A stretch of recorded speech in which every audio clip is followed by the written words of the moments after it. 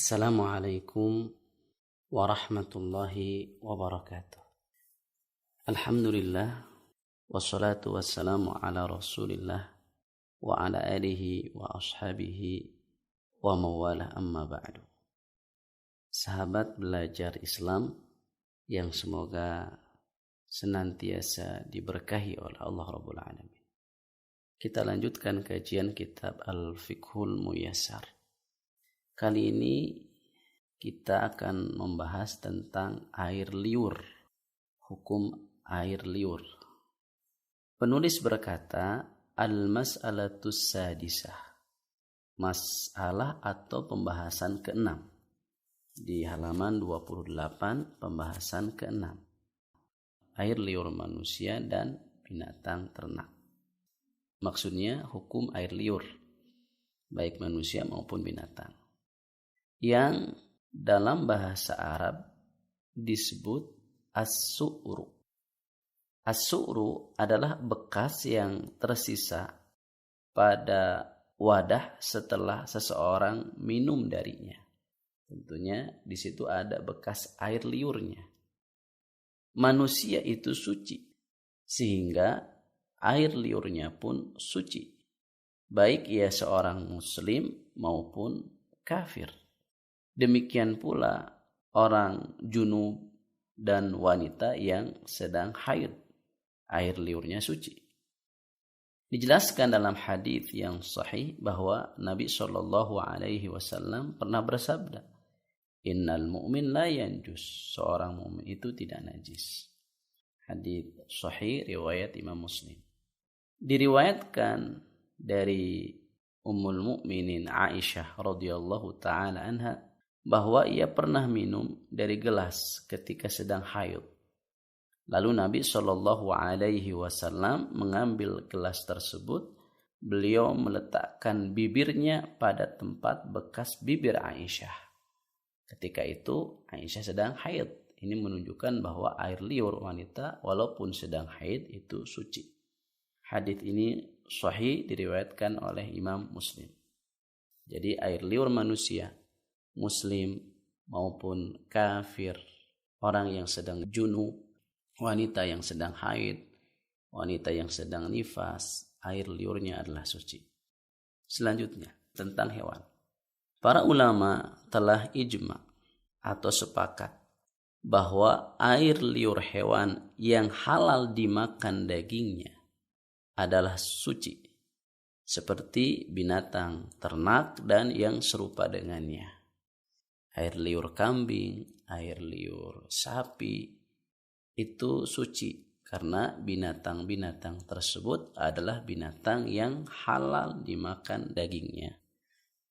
Sementara hewan yang tidak dimakan dagingnya seperti binatang buas dan keledai kampung juga yang lainnya, maka pendapat yang sahih adalah bahwa air liurnya tetap suci. Air liurnya tetap suci, tidak mempengaruhi air. Dan ini pendapat jumhur ulama. Kalimat pendapat yang sahih ini menunjukkan bahwa para ulama berbeda pendapat. Walaupun pendapat jumhur, pendapat kebanyakan para ulama bahwa air liur hewan yang tidak dimakan dagingnya adalah suci. Kecuali nanti anjing dan babi, itu pembahasannya di akhir. Ya, kemudian kata penulis khususnya ketika air dalam jumlah banyak. Artinya air liur binatang-binatang tersebut yang tidak dimakan dagingnya itu tidak mempengaruhi air ketika bercampur dengan air, khususnya air dalam jumlah banyak. Kemudian penulis berkata, adapun jika airnya berjumlah sedikit, lalu berubah karena hewan tersebut minum darinya, maka ia berubah menjadi najis. Misalnya baunya berubah, warnanya berubah, rasanya berubah karena hewan-hewan tersebut minum darinya, maka ia berubah menjadi najis. Sahabat sekalian, coba perhatikan ya. Penulis di sini pertama beliau mengatakan bahwa air liur binatang yang tidak dimakan dagingnya itu suci.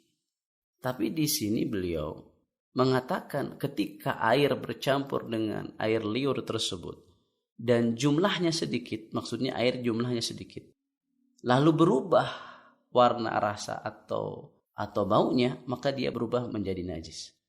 Padahal penulis mengatakan bahwa air liur binatang tersebut adalah suci. Sepertinya kontradiksi. Maka di sini saya jelaskan, wallahu taala alam, penulis berhati-hati atau ikhtiyat. Ya, walaupun pada asalnya beliau mengatakan air liur hewan yang tidak dimakan dagingnya itu suci, tapi jika bercampur dengan air yang jumlahnya sedikit, kemudian merubah warna, rasa atau baunya, maka penulis condong kepada pendapat yang mengatakan bahwa air tersebut menjadi najis sehingga tidak bisa digunakan untuk bersuci. Wallahu ta'ala. Kemudian penulis membawakan dalilnya. Dalilnya adalah hadis sebelumnya, yaitu saat Nabi Shallallahu Alaihi Wasallam ditanya tentang air, hewan tunggangan dan hewan buas yang berlalu lalang di air tersebut, minum di air tersebut, maka jawaban Nabi, idza balagul ma'u qullataini lam yahmilul khabath. Jika air itu banyak, ada 2 kula, maka tidak mengandung najis. Maksudnya tidak menjadikan air tersebut berubah. Maka makna kebalikan dari hadis ini, kalau jumlahnya sedikit, tidak 2 kula, itu berubah menjadi najis. Kemudian jika ada yang bertanya, apa dalilnya bahwa pendapat yang sahih, air liur hewan yang tidak dimakan dagingnya adalah suci? Maka dalilnya adalah sabda Nabi Shallallahu Alaihi Wasallam tentang kucing yang minum di wadah. Kucing kan tidak dimakan dagingnya. Kata Nabi, innaha laysat binajisin, innama hiya minat tawafin alaikum wat tawafat.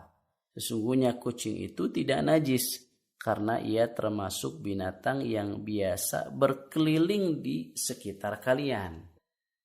Alasan lainnya, karena pada umumnya sulit untuk dihindari. Seandainya kita katakan bahwa air liur kucing itu najis dan bekas-bekas mulutnya wajib dibasuh, maka itu akan menjadi kesulitan. Padahal kesulitan seperti ini termasuk perkara yang mesti dihilangkan dari umat.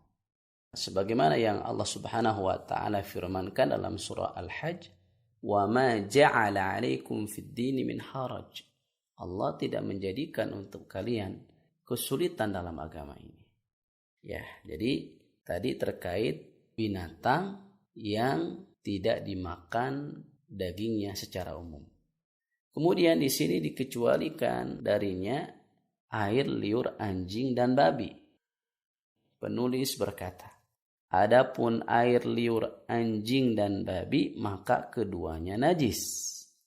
Diriwayatkan dari sahabat Abu Hurairah radhiyallahu taala anhu bahwa Rasulullah shallallahu alaihi wasallam bersabda, "Tuhuru ina'i ahadikum idza walagha fihi al-kalbu an yaghsilahu sab'a marratin ulahunna bit-turab." Cara mensucikan bejana salah seorang di antara kalian ketika dijilat anjing adalah dengan membasuhnya sebanyak 7 kali. Yang pertamanya dengan tanah. Jadi basuhan yang pertama airnya dicampur tanah. Kalimat cara mensucikan bejana salah seorang di antara kalian ketika dijilat anjing menunjukkan bahwa jilatan anjing itu najis. Atau air liur anjing itu najis. Adapun air liur babi adalah najis karena zat babi itu sendiri najis sesuai dengan firman Allah dalam surah Al-An'am ayat 145. Allah berfirman, fa innahu rijsun, karena sesungguhnya semua itu adalah kotor atau najis, dan di antara yang disebutkan sebelumnya adalah babi. Ya. Walhasil atau kesimpulannya para sahabat sekalian tentang hukum air liur ini, pertama hukum air liur manusia itu suci. Baik muslim maupun kafir. Baik wanita yang haid, demikian pula orang yang sedang junub. Yang kedua, hewan yang dimakan dagingnya, air liurnya adalah suci, seperti air liur kambing, sapi, dan yang lain. Yang ketiga, hewan yang tidak dimakan dagingnya. Secara umum, hewan yang tidak dimakan dagingnya, air liurnya adalah suci. Sehingga ketika bercampur dengan air yang jumlahnya banyak, itu tidak mempengaruhi kesucian air. Kecuali, kata penulis, jika airnya dalam jumlah sedikit, lalu ketika bercampur dengan air liur tersebut berubah rasa atau bau atau warna, maka air tersebut tidak bisa digunakan untuk bersuci. Yang keempat, air liur anjing dan babi. Air liur anjing dan babi adalah najis. Bahkan Nabi SAW mengatakan di sini, cara membasuhnya pun khususnya anjing itu 7 kali basuhan. Yang salah satunya atau yang pertamanya dicampur dengan tanah. Jadi itulah kesimpulan kajian pagi hari ini. Semoga apa yang saya sampaikan bermanfaat, difahami dengan baik. Akhukum fillah Abu Sumayyah bin Sarbini. Wassalamualaikum warahmatullahi wabarakatuh.